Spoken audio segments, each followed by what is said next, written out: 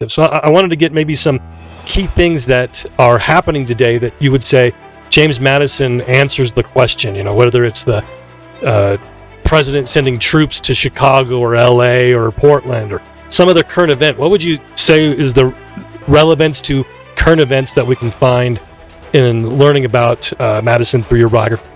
Or when, if someone asked you, like they just did, I just ended another show right before I jumped on with you. Yeah. And the guy asked me what my take on the immigration and what my take on the fentanyl boats and all this kind of stuff.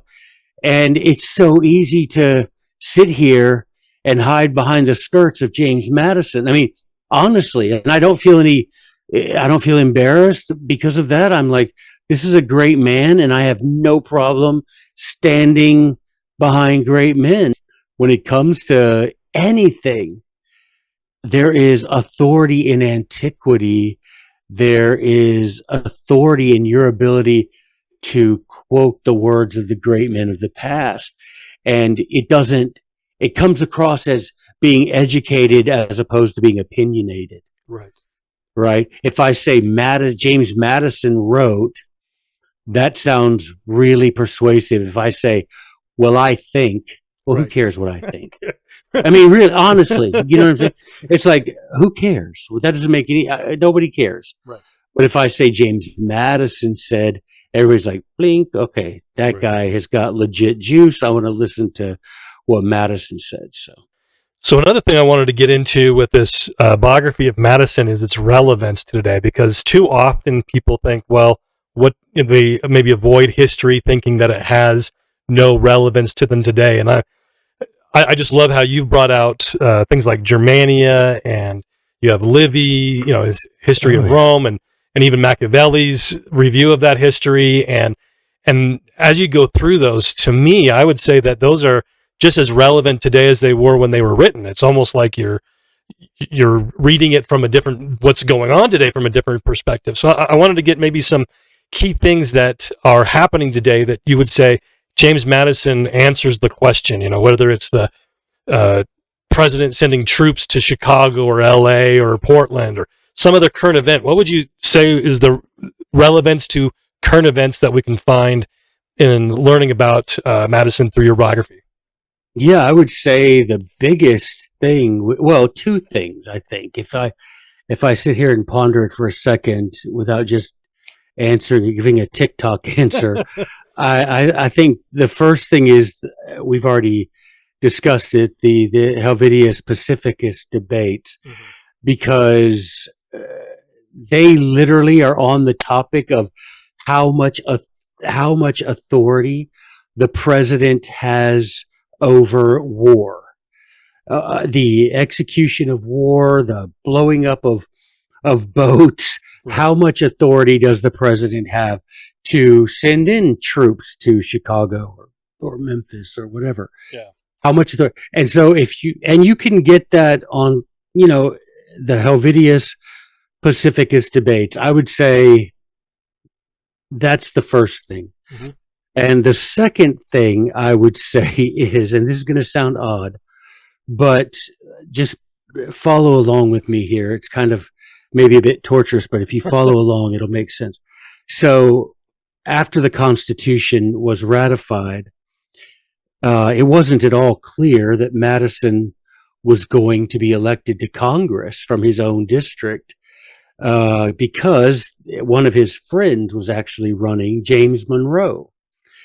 And so now James Monroe's a couple of years younger than Madison, but he was running against Madison. And so Madison's friends send him notes, letters, and we have the letters, and they send him letters saying, hey, you're being opposed over here in Orange County, Virginia, by Mr. Monroe. What are you going to do? And he's like, we need you to come out here and sling some whiskey and shake some hands and stuff. And Madison's, no, I'm not going to do that. And so, and his friends were perplexed and like, James, if you don't do that, you're not fixing to be in Congress.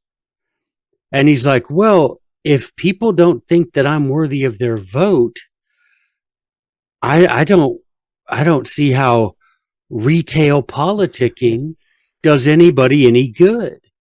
Basically, he had an aversion to campaigning. Mm-hmm. And he said, I'm not going to campaign if they think I'm the best guy.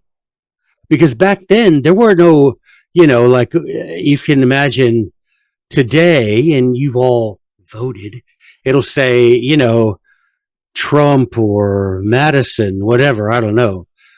So you get your ballot and you mark whichever guy you want and you stick it in the box, and then they just count them, which you hope that's what's happened.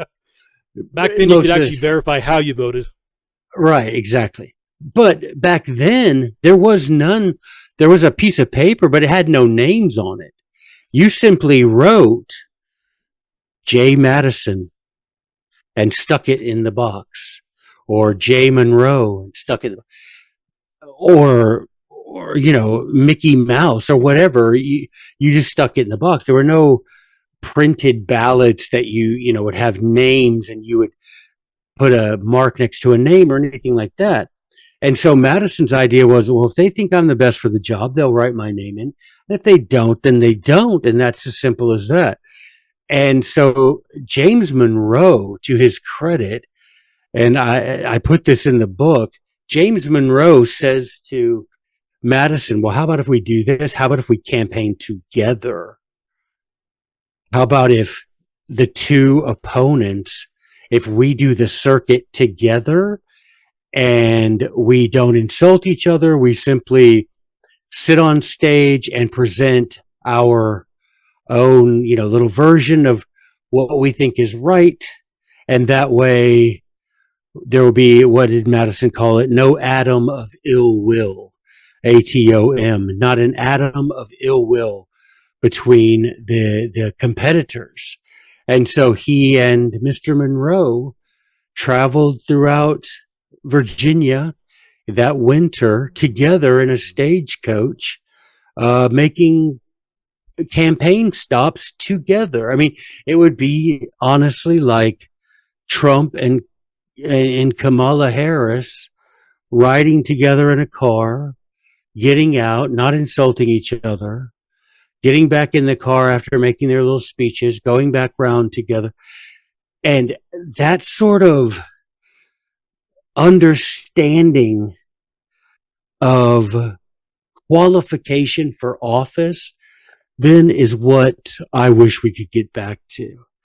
That I don't have to spend $1 billion to get my name on a ballot, man. That I don't have to, I mean, even in state politics, talking about over here in Tennessee and wanting to run for the state Senate, it's spendy, man. It's, you're looking at hundreds of thousands of dollars just for the name recognition to be there so that you can have a shot at being even considered a candidate, a viable candidate. Yeah, they equate money to seriousness. You're not a serious candidate because you don't have money. Yeah, and so it's crazy, and I wish we could go back to the days where we could say, do you know what? If the people in my district think I'm the best state senator, then they'll vote for me. But when you read about it in the account that I put in the book, you realize what we've sacrificed by making everything for sale.